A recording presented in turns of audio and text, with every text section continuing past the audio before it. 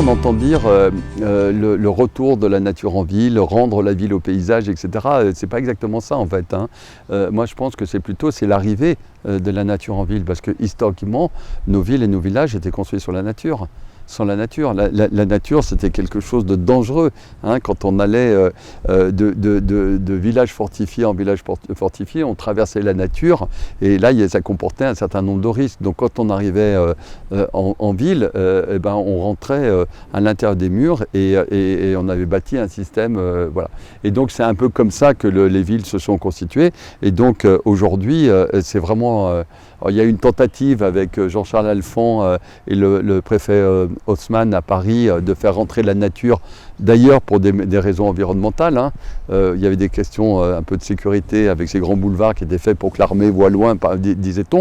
Mais il y a aussi la volonté, en rajoutant les arbres dans ces grandes promenades plantées, c'est d'arriver à redonner une atmosphère respirable pour les Parisiens. Donc on remarque à cette occasion-là que quand on arrive à saturation du système technique, on se souvient que la nature peut être un exemple, et puis on utilise la nature. Ça a été fait donc à l'époque de Napoléon III, et c'est en train d'être fait aujourd'hui avec cette nature donc qui entre en ville, et qui d'ailleurs ne le fait pas sans difficulté, parce qu'arriver à faire rentrer en conditions suffisantes la nature en ville, c'est-à-dire faire des arbitrages pour avoir le droit au sol entre les réseaux.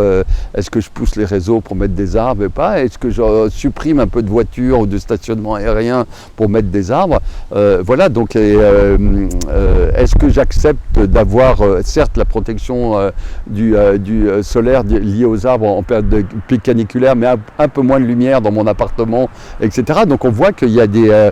est-ce que j'accepte de voir que mon voisin, mon cousin, ma nièce ont des allergies liées aux plantes? C'est pas que simple de voir cette nature arriver en ville. Il y a une autre chose qu'il faut avoir en tête quand on parle de l'arrivée de la nature en ville, c'est où est-ce qu'elle se situe de façon privilégiée, cette nature en ville. Il faut savoir que 70% des arbres d'une ville sont dans le domaine privé. D'accord?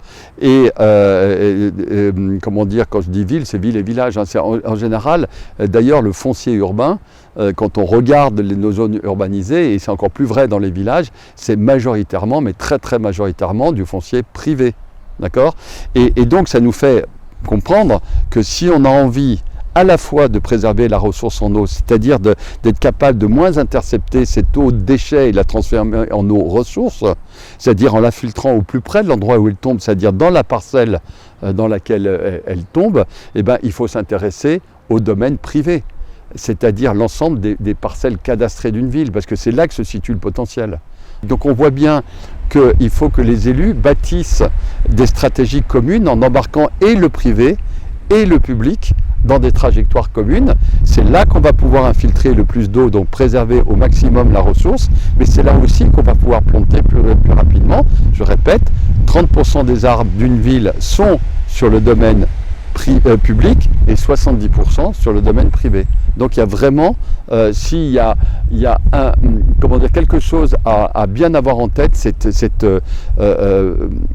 obligation, me semble-t-il, par pragmatisme, d'associer dans des trajectoires communes le privé, le monde du privé et le monde du public. Et dans le monde du privé, il n'y a pas uniquement la parcelle privée de la personne qui a acheté un pavillon avec son jardin, etc., bien qu'il soit concerné. Lui, en général, c'est assez facile à faire parce qu'il peut couder sa gouttière et envoyer l'eau dans son jardin. D'ailleurs, il en profitera pour l'envoyer, si possible, vers la haie périphérique qui sera arrosée par l'eau de toiture à chaque fois que, il pleut. Et si jamais il y a un peu d'eau qui reste dans le cas d'un épisode pluvieux, c'est sous la haie, donc ça ne gênera personne, etc.